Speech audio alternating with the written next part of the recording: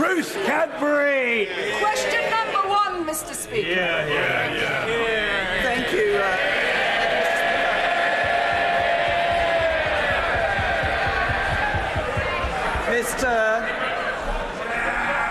Mr. Speaker, this morning I had meetings with ministerial colleagues and others. Following my duties in this House this afternoon, I shall have an audience of Her Majesty the Queen. I shall then continue with my duties in this House from the backbenches, where I will continue to be the Member of Parliament for Maidenhead. Ruth Cadbury. Thank you, Mr. Speaker.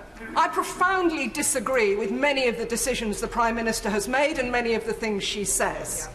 But I recognise that she does have a respect for public service and for the future of our country. So how does she feel about handing over to a man who, among many things, is happy to demonise Muslims, is prepared to chuck our loyal public servants and diplomats under a bus, and promises to sell our country out to Donald Trump and his friends? I am pleased to hand over to an incoming Leader of the Conservative Party and Prime Minister, who I worked with when he was in my cabinet, who...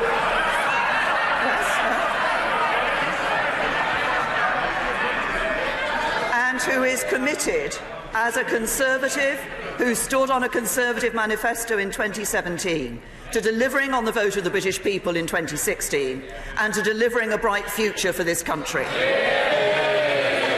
Bob Blackman.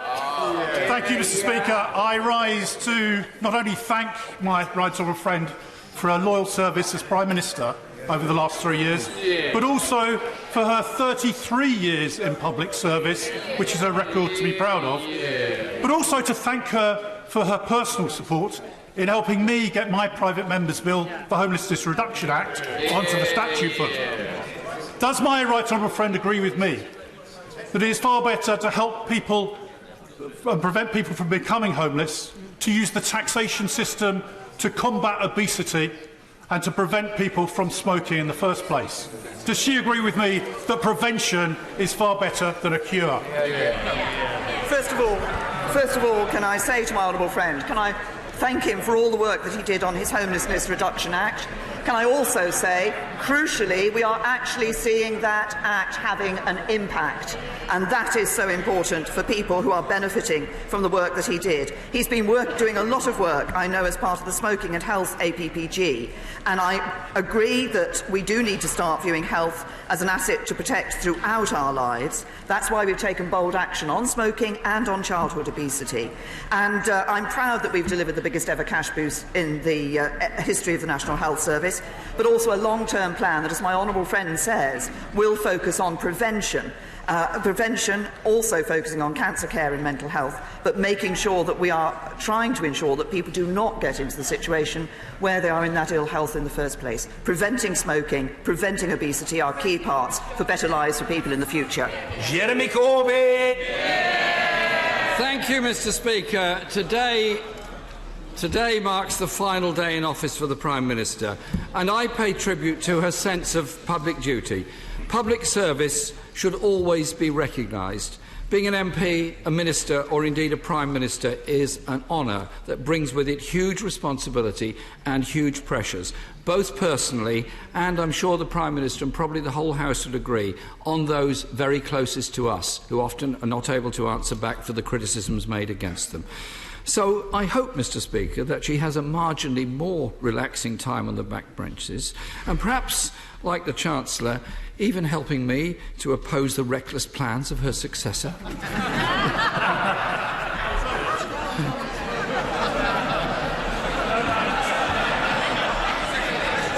Mr. Speaker,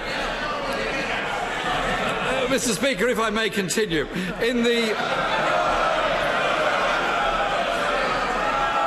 I'm glad the government party's in such good heart today, Mr. Speaker. For tomorrow they won't be. Mr. Speaker, in the last 3 years, child poverty has gone up. Pensioner poverty has gone up. In-work poverty has gone up. Violent crime has gone up. NHS waiting times have gone up. School class sizes have gone up. Homelessness has gone up. Food bank use has gone up. Does the Prime Minister have any regrets about any of those things I've just said? Can I say to the right honourable gentleman, it's very good to see the Conservative Party in good heart, which is more than I can say for the Labour Party. But let me just tell the right honourable gentleman, let me just say something to the right honourable gentleman about my record over the last 3 years and how I measure my record over the last 3 years. It's in the opportunity for every child who is now in a better school. It's in the comfort for every person who now has a job for the first time in their life. It's in the hope of every disadvantaged young person now able to go to university. And it's in the joy of every couple who can now move into their own home. Because at its heart, politics isn't about exchanges across these dispatch boxes, nor about eloquent speeches or media headlines. Politics is about the difference we make every day to the lives of people up and down this country. They are our reason for being here, and we should never forget it. Jeremy Corbyn! Indeed, Mr. Speaker, politics is about real life. Politics is about what people suffer in their ordinary lives. And I didn't mention that per pupil school funding has gone down. Police numbers are down. GP numbers are falling. In the 2017 Conservative manifesto, the Prime Minister promised that no school would have its budget cut, and that they would protect TV licences for the over 75s and halve rough sleeping. Which of these pledges is the Prime Minister most sorry has not been achieved? Can I just point out to the right honourable gentleman, I'm pleased to hear that he spent some time reading the Conservative Party manifesto in 2017. Had he read it properly, he's not been known always for reading the documents that he stands up and talks about. Had he read it properly, he'd have said we did make a pledge on rough sleeping to halve rough sleeping by 2022 and to stop rough sleeping by 2027. I'm pleased to say that in the last year we have seen rough sleeping going down, and particularly rough sleeping going down in those areas where this government has been taking action. Jeremy Corbyn! I don't quite know where the Prime Minister gets her figures from on rough sleeping. All I know is that I travel around this country just like other members of this House, and I talk to people who've had a disaster in their lives and end up rough sleeping. We are the 5th richest country in the world. It is surely wrong that anyone should end up sleeping on the streets of this country. We can and should do something about it. Mr. Speaker, I've often disagreed with the Prime Minister and have many criticisms of her policies. However, I welcomed the reduction in the stake on fixed odds betting terminals, the adoption of the Children's Funeral Fund and scrapping employment tribunal fees. Which of these policies is the Prime Minister most proud of? What can I say to the right honourable gentleman? I'm proud of all the policies that we have introduced that have been improving people's lives. I'm proud of the fact that through the balanced management of the economy that we have done, we now see more people in work in this country than ever before. I'm proud of the fact there are more children in good and outstanding schools. I'm proud of the fact that the attainment gap between the disadvantaged and the advantaged has been narrowed under this government. And I'm proud of the fact that we are putting the biggest cash boost in its history into our National Health Service. We are ensuring that the National Health Service, the most beloved institution in this country, will be there for people into the future. This is a Conservative government, my government, delivering on the things that matter to people in their day-to-day lives. Mr. Speaker, the Prime Minister may have noticed that none of those things that I mentioned were actually in the Conservative Party manifesto in 2017, but every one of them was a Labour pledge in 2017. On Brexit, the Prime Minister's own red lines ruled out any sensible compromise deal. Only after she had missed her own deadline to leave did the Prime Minister even begin to shift her position. But by then, she no longer had the authority to deliver. Her successor has no mandate at all. Does she have confidence that the Right Honourable Member for Uxbridge will succeed where she has not? Can I just say to the right honourable gentleman, I worked tirelessly to get a good deal for the UK, and I also worked hard to get that deal through this Parliament. I voted for the deal. What did the right honourable gentleman do? He voted against a deal, he voted to make no deal more likely, and when there was a prospect of reaching consensus across this House, the right honourable gentleman walked away from the talks. Stage, his only interest has been playing party politics. And frankly, he should be ashamed of himself.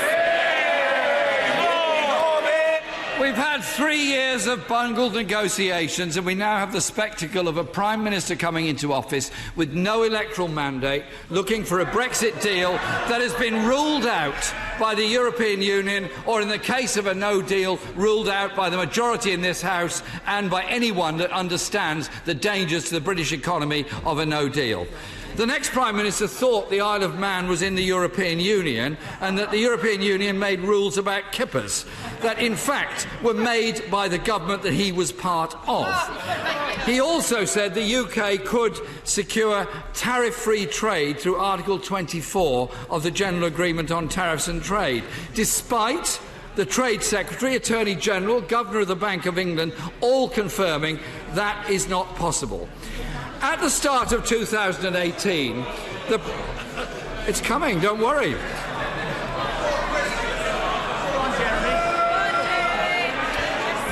At the start of 2018, Mr. Speaker, the Prime Minister herself set up a new unit to counter fake news, charged with combating disinformation. How successful does she think that's been? I have to say to the right honourable gentleman that I fear that our success hasn't been what we wanted it to be, from the amount of fake news and fake information he uses at that dispatch box. Well, maybe, Mr. Speaker, she can have a word with her successor on the way out. But let me conclude by welcoming some for today. Mr. Speaker, let me conclude by welcoming some of the Prime Minister's notable U-turns over the last couple of years. The cruel dementia tax was scrapped. Plans to bring back grammar schools were ditched. The threat to the pensions triple lock was abandoned. Withdrawal of the winter fuel payments was dumped. The pledge to bring back fox hunting was dropped. And they binned their plan to end universal free school meals for 5 to 7-year-olds. The Prime Minister has dumped her own manifesto. Given that her successor has no mandate from the people, no mandate in which to move into office, doesn't she agree the best thing the Right Honourable Member for Uxbridge could do later on today, when he takes office, is to call a general election and let the people decide their future?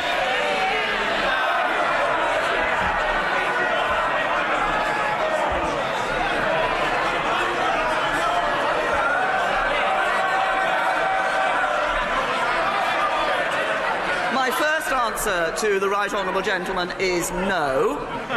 And if he wants to talk about people ducking manifesto commitments and commitments made during a general election campaign, can we remember what the Labour Party, the right honourable gentleman, said about student debt?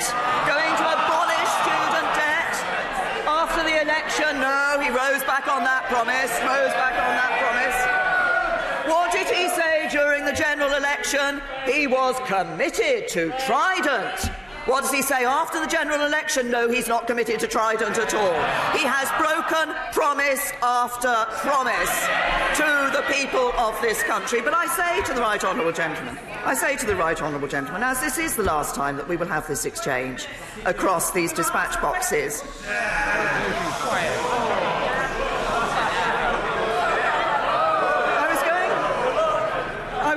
say that it's the strength of our British democracy that the Prime Minister and the Leader of the Opposition have these exchanges across their dispatch boxes every week at two swords' length. No quarter is sought and none is given.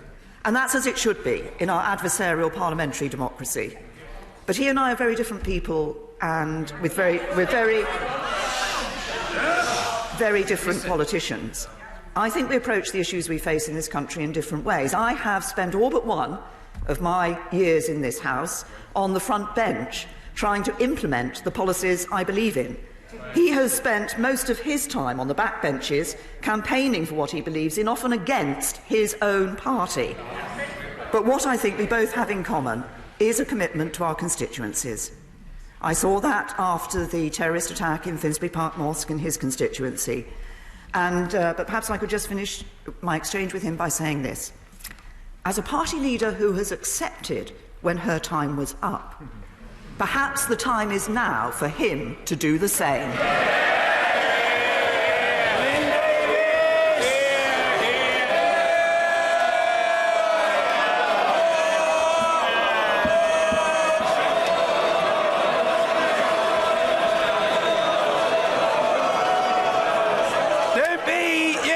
Don't be shy, Mr. Davis. Assert yourself, man. We must hear from you. Thank you very much, Mr. Speaker. I first met the honourable member from Maidenhead when she came campaigning with me in Bury in the very difficult days, the dark days of the late 1990s. She's been a great friend of Wales ever since then. Yeah. And only recently her government has approved the end of the tolls on the M4 and a number of other great issues for Wales.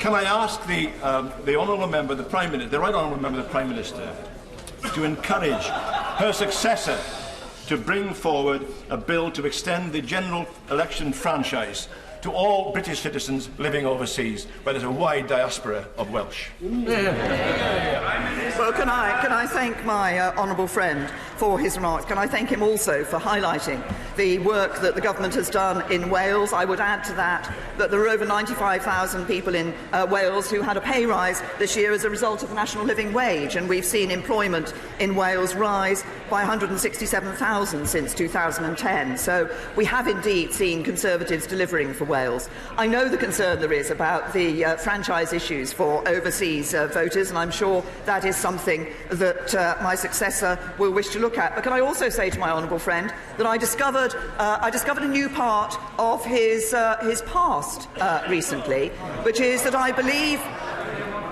he was once the bodyguard to the legendary Hollywood actress Lauren Bacall.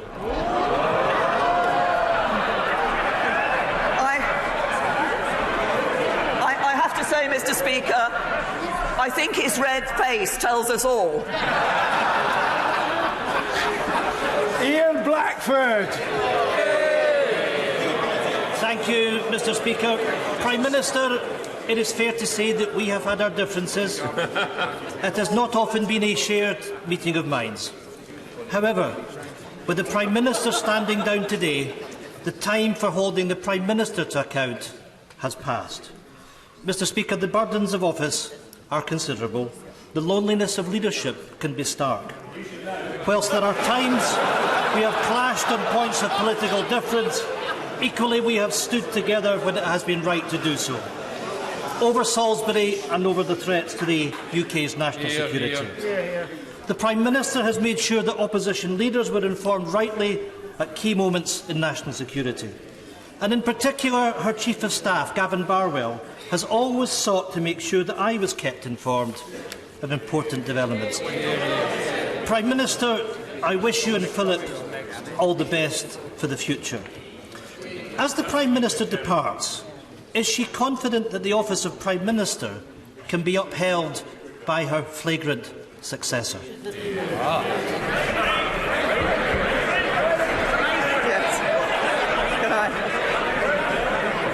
Can I first of all thank the right honourable gentleman for his remarks.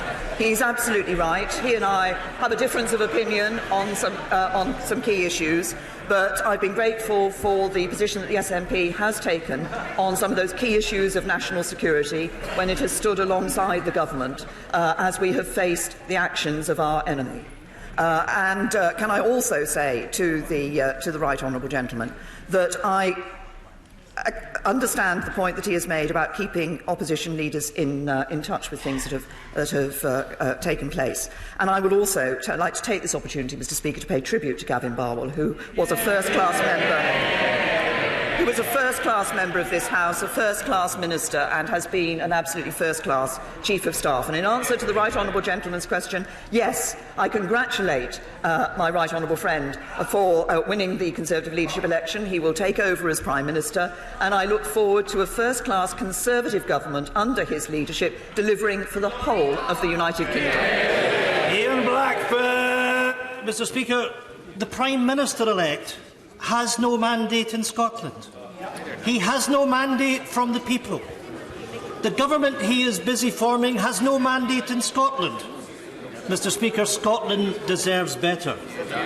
A Snap YouGov poll shows 60% of people in Scotland are dismayed and disappointed by the new Prime Minister. Prime Minister, we on these benches have tabled an early day motion with friends from parties across this House rejecting this House being shut down before November. Following Parliament's overwhelming message in last week's vote, can I invite the Prime Minister, in one of her first actions as a backbench MP, to sign our early day motion and join efforts to stop the suspension of Parliament under any circumstances? Can I say to the right honourable gentleman, as I said in answer to his first question, I accepted that he and I do have differences on a number of issues. I think we both have a passion for delivering for the people of Scotland. I want to do that with Scotland as part of the United Kingdom. He wants to take Scotland out of the United Kingdom. And can I say to him that what we do have in this government is a mandate from the people to form a government of this country. That's how we run things in the parliamentary democracy, that we have here in this country. We also have a mandate from the people to deliver on the result of the 2016 referendum. And if he's so interested in delivering on mandates of the British people, he should have voted for the deal and taken us out of the EU. Mrs. Pauline Latham. Thank you, Mr. Speaker. The Derwent Valley Cycleway is an aspirational project running through my constituency which would create an off-road cycleway between Derby and Baslow, providing an alternative commuting route, encouraging tourism, encouraging cycling amongst the young and improve the health of the local population. Does the Prime Minister agree with me that more funding should be made available to support this and other similar projects? Yeah. Well, can I recognise the importance of increasing cycling and walking? This is important for people's health, it's important for the local environment, and schemes like the Derwent Valley Cycleway provide significant benefit to the local economy as well as to health and the environment. So we have doubled our spending on cycling and walking in England, and our local cycling and walking infrastructure plan enables local authorities to take a strategic approach to planning improvements in their local cycling and walking, and to integrate those into wider plans for transport and economic development. And I'm sure this is an issue that will continue to be supported by Conservatives in government. Mr. Speaker, in Newcastle, the Prime Minister's departure invokes neither the despair of a Rafa Benitez, nor yet the joy of a Mike Ashley, and she may take comfort from that. But as she considers her choices, House of Lords, dignified retirement, working with her successor, can I ask her to work to bring dignity and choice to others? She is a WASPy woman. Will she dedicate her prime ministerial retirement to justice for all WASPy? Can I say to the Honourable Lady that, first of all, we have put £1 billion extra into the pension system, recognising concerns that were expressed by women about the changes to pensions. But she references what I'm going to be doing in the future. I thought I'd already made that very clear. I will be continuing in this House as the Member of Parliament for Maidenhead. Closed question, Michael Fabricant. Question 14, sir. I'm sure my honourable friend will want to join me in saying how pleased I am with the economic growth that we've seen in the West Midlands Combined Authorities area. Outputs increased 27% over 5 years, productivity increased at twice the national rate last year, and employment has increased since 2011. And I think that the West Midlands Combined Authority shows precisely what a local, visible, innovative leadership can do, and how it can be the key to building a strong economy and a fairer society. Michael Fabricant. With the Prime Minister's active encouragement, the Mayor of the West Midlands was elected in May 2017, and she has supported him and the region ever since. Over £2 billion, Mr. Speaker, has been given to the region by the Prime Minister in form of grants and guarantees for transport and so many other worthwhile projects.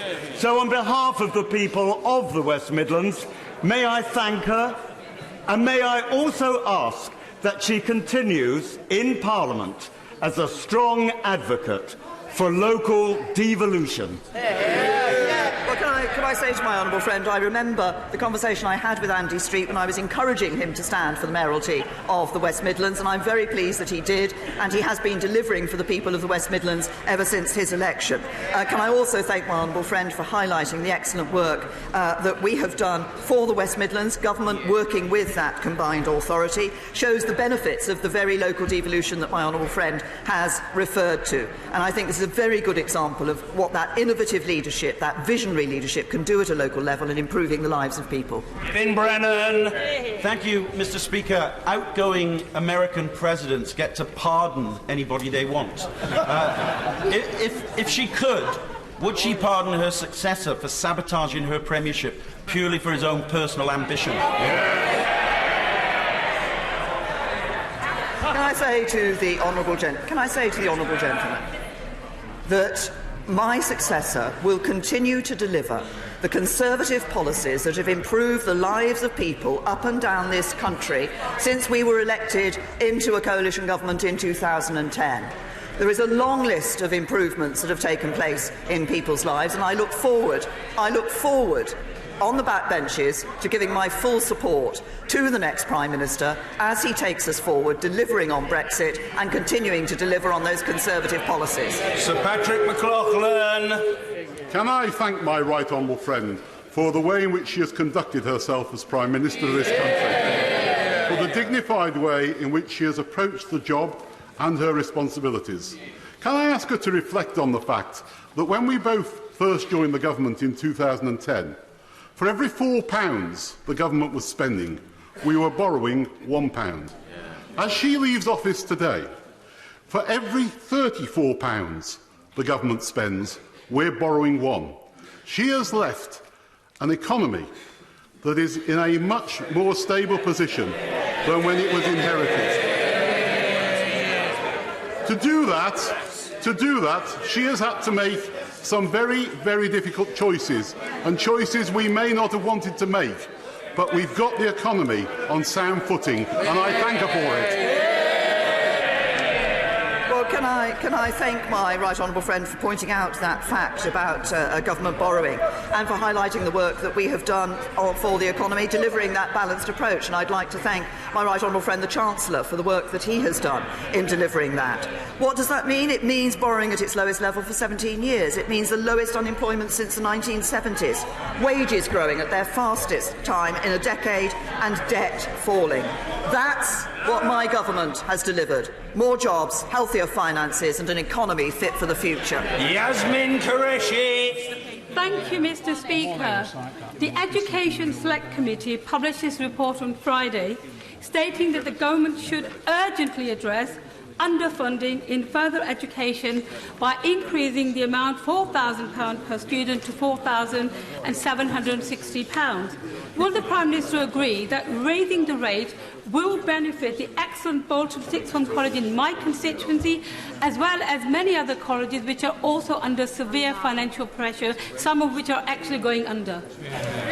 I say to the honourable lady that obviously I will always look at Select Committee reports with care, but actually I commissioned commissioned a review, the Auger Review, about post-18 funding in education. That review has been very clear that more money needs to go into further education and more money into sixth forms. I want to see that happening. Indeed, I think that just as my government has given a priority to the National Health Service in looking at funding for the future, the next government should give a priority to education so that we can see that money going into FE and sixth forms and ensuring that for every young person there is an avenue through education and training that suits them, that suits their talents and gives them the best opportunities for their future. Helen Grant. Mr. Speaker, the Prime Minister has always been a great champion of victims of domestic violence as Prime Minister and as Home Secretary, and she's directed many millions of pounds during her time into improving those support services.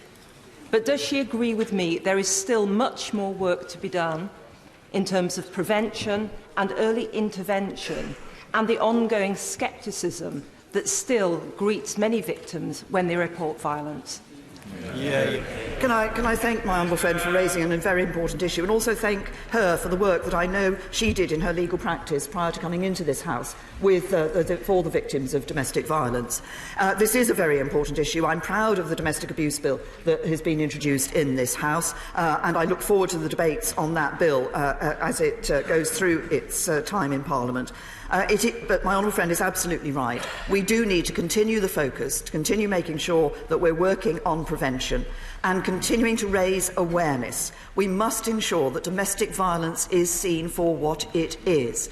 These are criminal acts that are being perpetrated, and they should not be brushed under the carpet. People should not just say, oh, it's something that happens behind closed doors or just a domestic. We need to take domestic violence very seriously. We need to ensure that we take the appropriate action for in relation to the perpetrators, but also that victims are given support and that they feel confident and able to come forward at the earliest opportunity to report what has happened to them.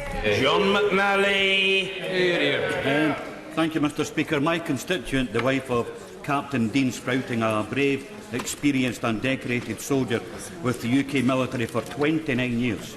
In January 2018, he was killed while serving in Iraq, believed to be by a forklift driven by US soldiers. 18 months later, Captain Sprouting's family have still not had an answer as to how he came to his death. His death has not been fully investigated, and those driving the truck have not been brought to justice. Can the PM ensure that there will be a continuing investigation into the cause of his death? Can I say to the honourable gentleman, obviously he's raised an issue of great concern, and I'm sure it will be of concern to members across this House, and of course to the family of his constituent. Can I say to him that I will ensure that the Ministry of Defence provides a response to him on this issue? Alistair Burt. Thank you, Mr. Speaker. Could I thank my right honourable friend for her work in supporting and overseeing the global health programme that the United Kingdom delivers overseas, particularly vaccination and most notably polio eradication vaccination, for which she has herself been internationally recognised and which has saved and safeguarded millions of children's lives across the world. Does she agree with me that the need to combat misinformation about vaccination is perhaps now as important as it ever has been? And would she, in her memo to her successor, just note the importance of this programme and also the continuing need for a self-standing Department for International Development? Can I thank my right honourable friend for his reference to the work on polio enables me to congratulate and commend the work that's been done by my constituent Judith Diamond with Rotary International in their work against polio. Can I also say to him it is important that we do combat the disinformation about vaccinations and ensure that people are willing to have those vaccinations which will change their lives, which will ensure that they can lead healthy lives rather than succumbing to diseases and conditions that can have an impact on their lives. Can I also say to him, I'm proud of the fact that we have a Department for International Development. I'm proud of the fact that we've legislated for 0.7% of GNI to be spent on development aid overseas. That is an important element of global Britain, an important element of our standing in the world. Tom Brake. Thank you, Mr. Speaker. Last Friday, I had the honour of witnessing the presentation of the Légion d'honneur to Helen Aldwinkle, who is a constituent, for the work that she did at Bletchley Park as a codebreaker in World War II. She played a critical role in defeating the most disgusting fascist ideology. So will the Prime Minister, on her last day at the dispatch box, join me in saying that all politicians should remember the common goals which united people like Hélène, and they must never resort to, nor fail to call out nationalistic rhetoric which paints others as enemies, victimises minorities or espouses racism, and if they do, they are neither fit to be a president nor a prime minister.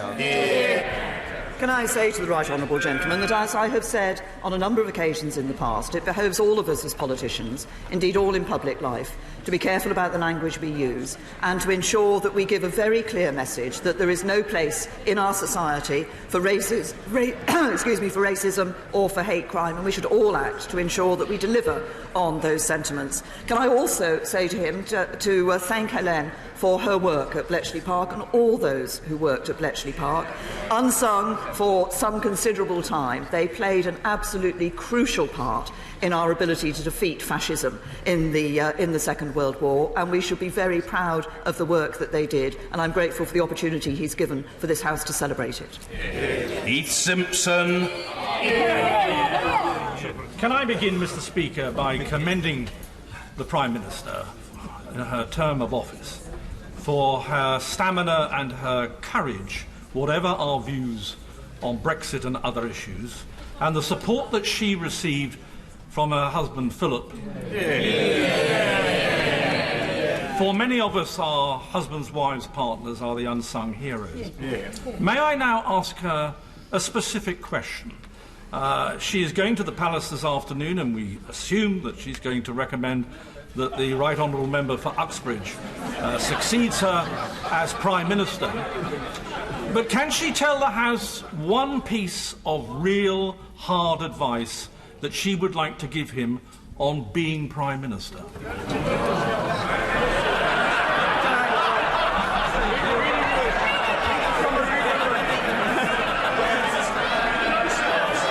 Mr. Speaker, can I say a number of my right honourable friends from a sedentary position are suggesting that advice should be to read my honourable friend's summer reading list.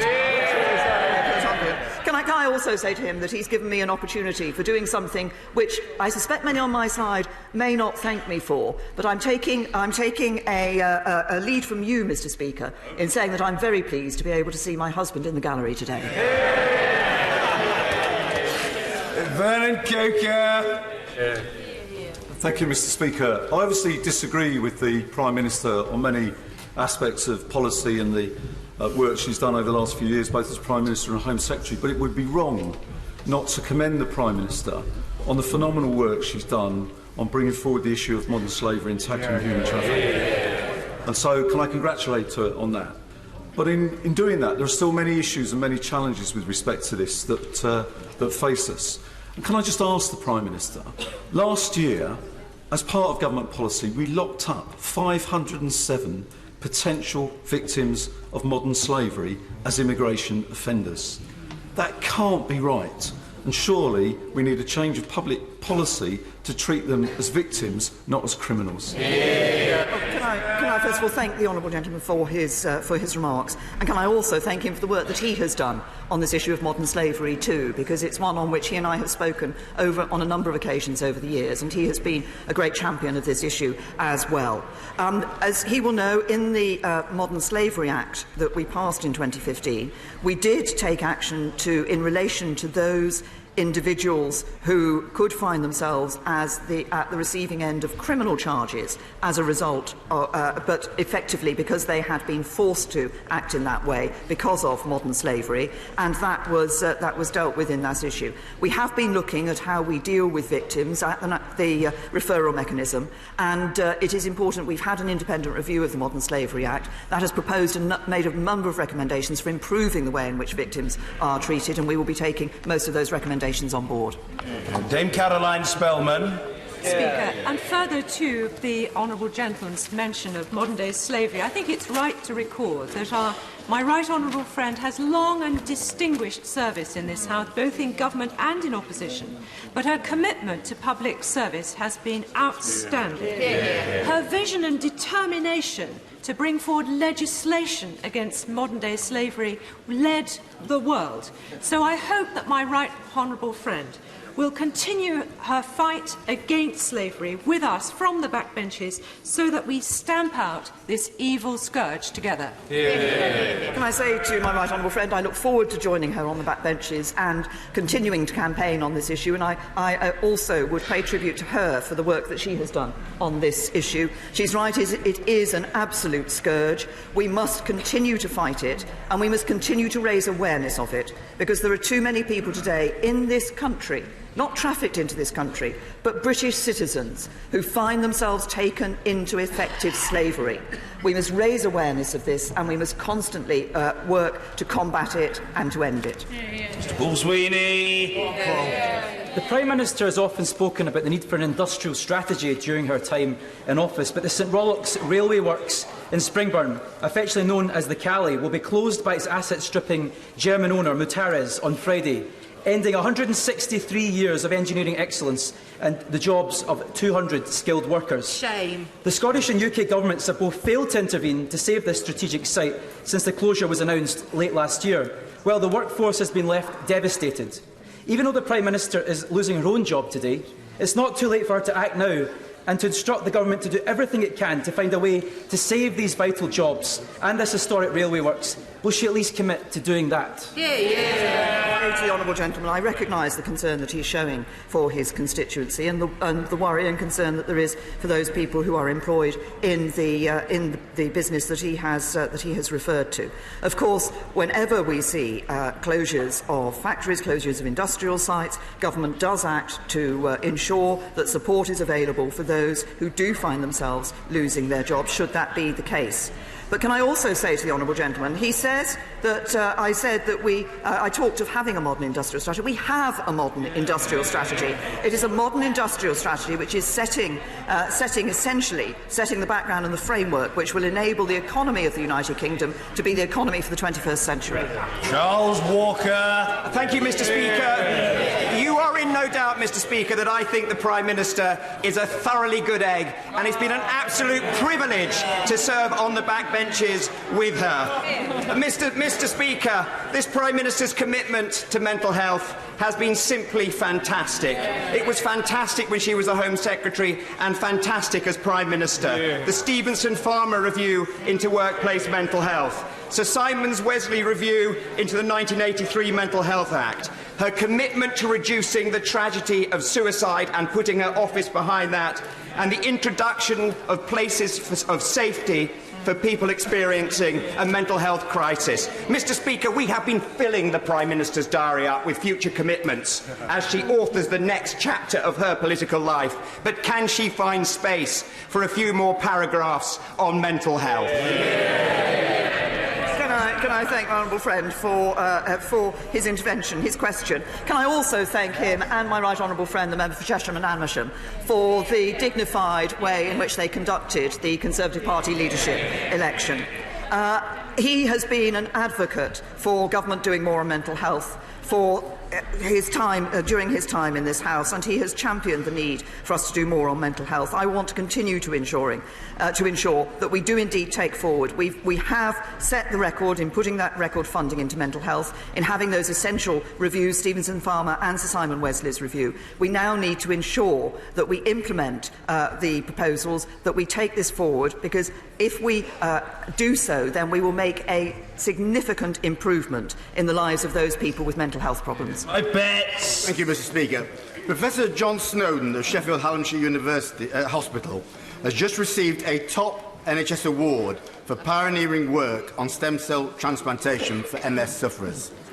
Mr. Speaker, I'd like to declare my own personal interest in this, in that John Snowden and his excellent team were responsible for my own transplant last year for multiple myeloma, a form of blood cancer.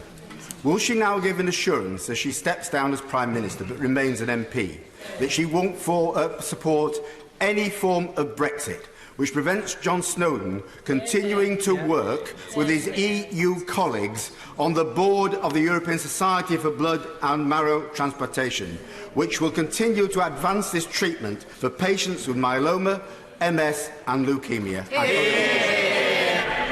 I say to the honourable gentleman that, first of all, I commend the individual that he's referred to for the work that he has been doing. I'm not aware of the particular organisation that he has referred to, of which the consultant he's referred to is a member. But can I just say to the honourable gentleman that I do want to see a relationship between the United Kingdom and the European Union in the future that enables our scientists, enables our academics to continue to work with those in the EU, as well as those around the rest of the world, to do the pioneering work which, as the honourable gentleman has said from his own experience, is changing people's lives and improving those lives for the better. Ah, yes, a singular denizen of the House, Sir John Hayes. Thank you, Mr. Speaker. The Prime Minister and I first encountered the bumping pitch and blinding light of parliamentary life together in 1997, and since then, over many tests, I've endured some defeats and enjoyed many victories. As she reflects on her innings on the front bench, will she count as amongst her greatest achievements the falling number of workless households, which succour personal responsibility, secure family stability, and nurture communal pride? Will she continue that work and, in doing so, unite the whole House in that mission? Can I thank my right honourable friend? Can I also thank my right honourable friend for all the work that we did together when he was a Home Office Minister? He worked very hard to ensure that what I believe is an extremely important and pioneering piece of legislation, the Investigatory Powers Act, went through this House. And I'm very happy to welcome the fact that we now have that low number of workless households in this country. We all know that children brought up in a household where there is work are more likely to do better at school and more likely to succeed further in their own lives. It's an important aim to reduce the number of workless households, and one that I would have hoped could be accepted and championed across this whole House. Austin. Thank you, Mr. Speaker. And can I start by associating myself completely with the final answer the Prime Minister gave to the Leader of the Opposition about his need to consider his future. And can I tell you this as well? Hold on. Can I tell you this as well? It's absolutely clear to me that the vast majority of Labour MPs agree with her too. Completely right. Now, Mr. Speaker, hundreds of people have come to my community meetings in the last few weeks. They're worried about antisocial behaviour, they're worried about car crime, they're worried about burglaries, and they're worried about violent crime too. They want more police on the streets and they want more criminals locked up. So will she urge her successor to make sure West Midlands Police gets all the support it needs to keep people in Dudley safe? Well, can I first of all congratulate the honourable gentleman on his appointment as trade envoy to Israel? I think he's done a lot of work on anti-Semitism and should be congratulated for that work too. We have,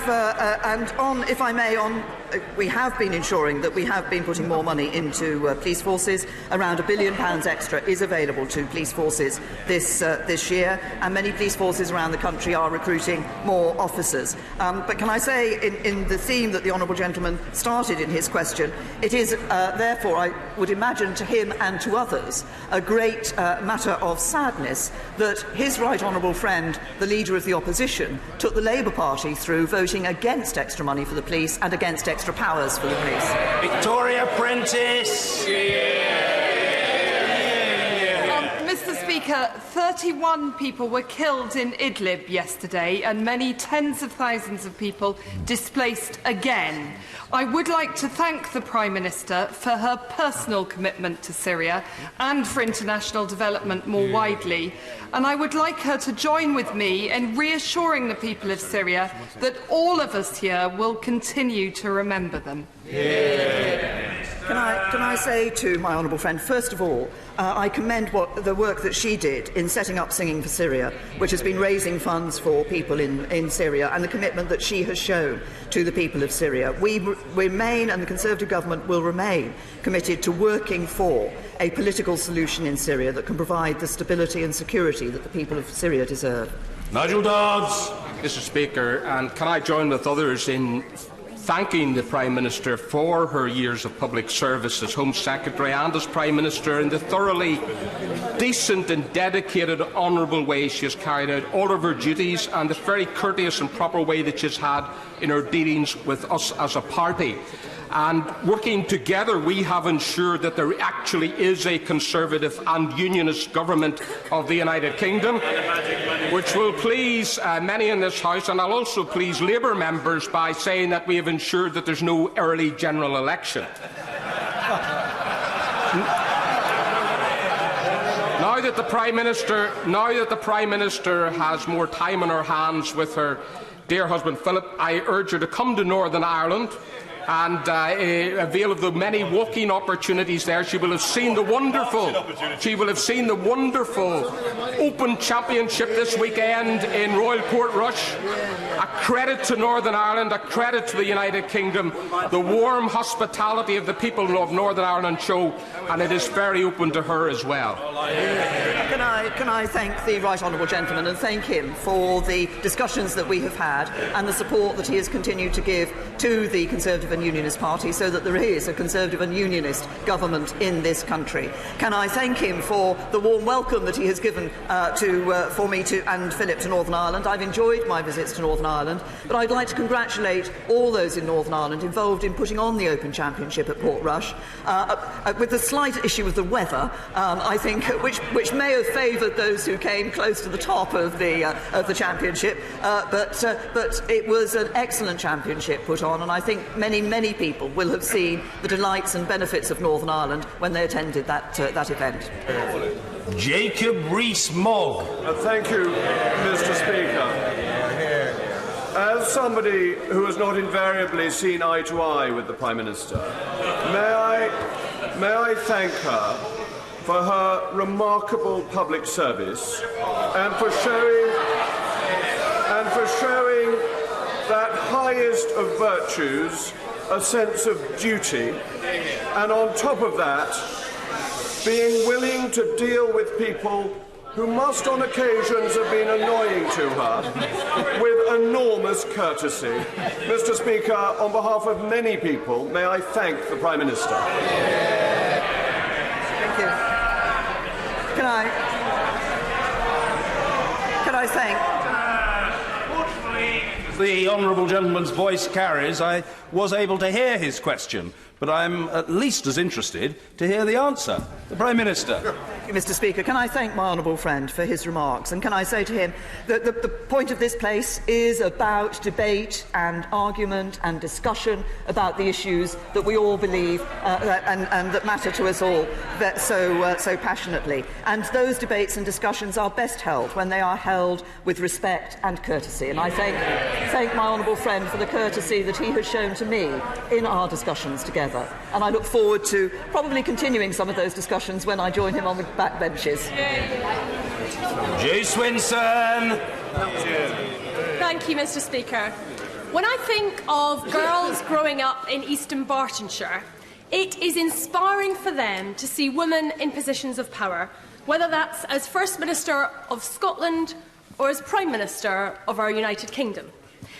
Can I ask the Prime Minister what advice she has for women across the country on how to deal with those men who think they could do a better job but are not prepared to do the actual work? Prime Minister! My advice...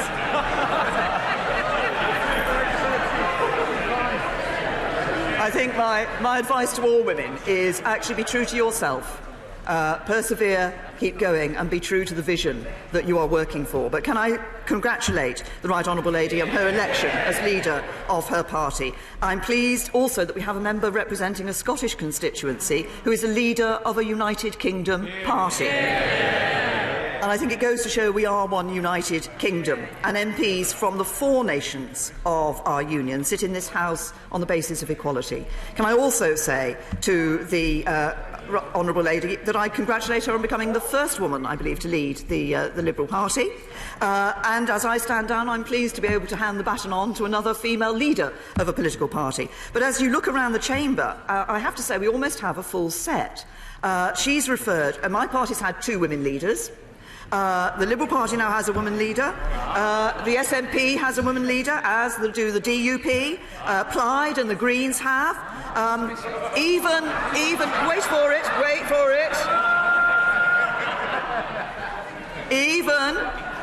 Even the independent Tigger group, Change UK, or whatever they're calling themselves this week, are now on to their second woman leader. There's only one party in this House letting the side down, the Labour Party.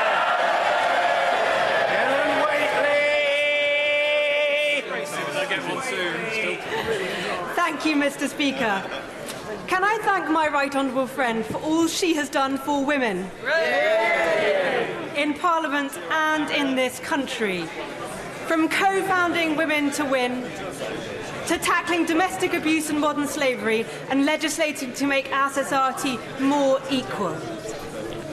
Will she urge her successor to build on her work and make Britain the best place in the world to be a woman? Prime Minister. I'm very happy to urge that commitment for the future, but I thank my honourable friend for raising this particular issue, and I'm very pleased that under my government we've seen the gender pay gap at a record low, we've seen female employment at a record high, and a record percentage of women on executive boards. And we're now seeing with our Women's Empowerment Roadmap, we're looking at how we can empower women in this country from school to retirement. I want women in this country to feel that there are no limits to how far they can go and what they can do with their lives. Cooper. We have disagreed on many things over the years, but the Prime Minister knows that I have long respected her resilience, her commitment to public duty and her seriousness, and also her work on national security. And I can reassure her that there is much to be done from the backbenches.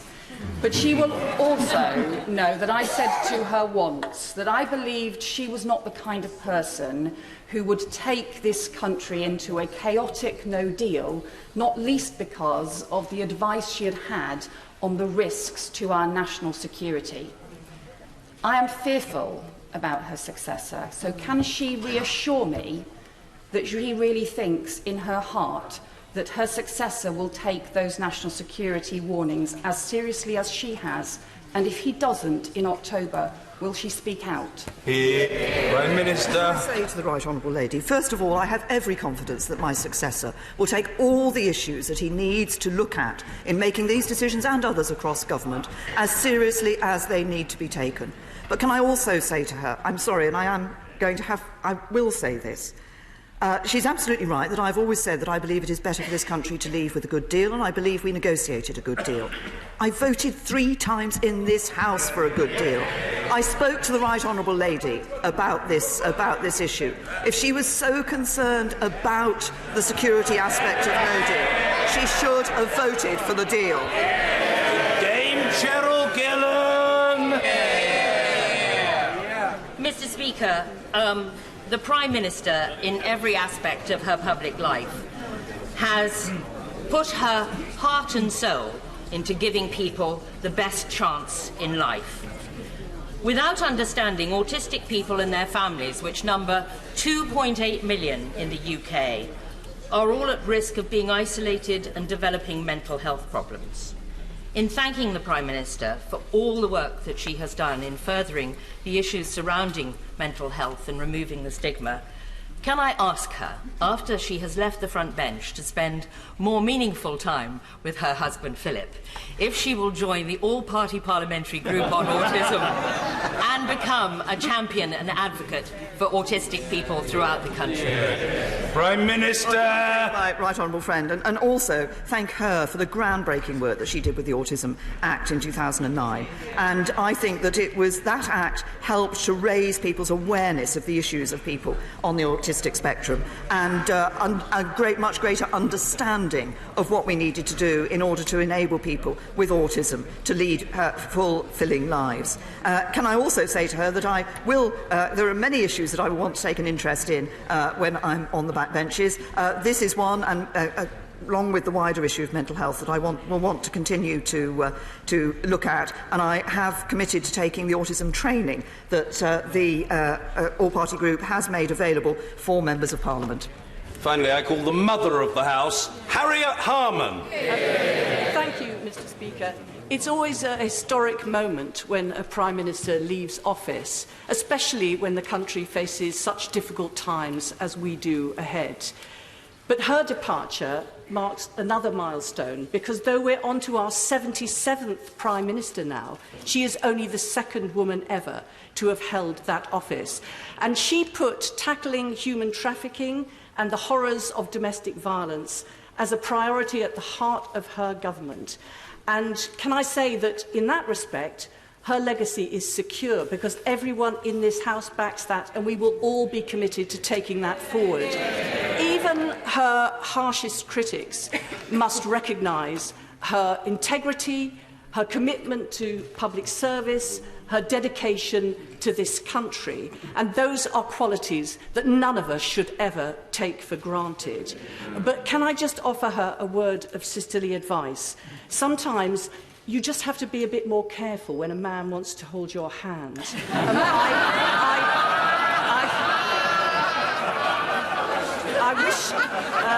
I thank her for her service as our Prime Minister, and I sincerely wish her all the very best for the future.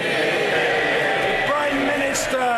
Well, can I thank the Right Honourable Lady for her question? And of course, the Right Honourable Lady joined this House in 1982 when there was a female Prime Minister, but very few women in this House. And she has played a very important role, and she can be proud of the role that she played in ensuring that more women came into this House as Labour members of Parliament. And she started something which has started to change the face of this House, which has been very important. I, of course, came here in 1997 as one of only 13 Conservative women, and indeed one Labour Member of Parliament approached me to encourage me to sign the Private Members Bill list, because he assumed as I was a woman I must have been a Labour Member of Parliament. But I'm also proud to have played my part in getting more women MPs in this House, and I'm sure that amongst the women in this House today there is a future Prime Minister, maybe more than one.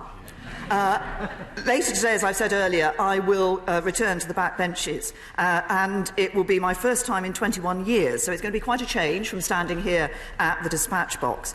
I'm told that over the last 3 years I've answered over 4,500 questions, over 140 hours in this House. More than I might have expected, Mr. Speaker. In future, I look forward to asking the questions. But we are, as the Right Honourable Lady has said, living through extraordinary political times. This House of Commons is rightly at the centre of those events. And that's because of the vital link between every single member of this House and the communities, the commons that we represent. That's the bedrock of our parliamentary democracy and of our liberty. And each one of us, wherever we sit, whatever we stand for, can take pride in that. And that duty to serve my constituents will remain my greatest motivation.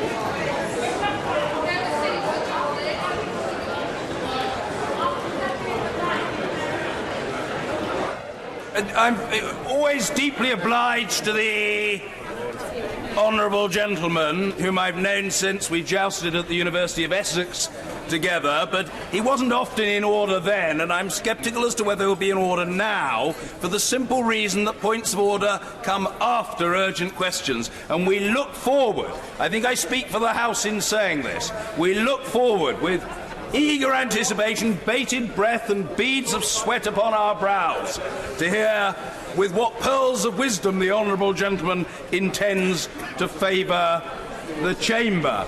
Meanwhile, we come to the first of our 4 urgent questions. Urgent question, Anna Turner.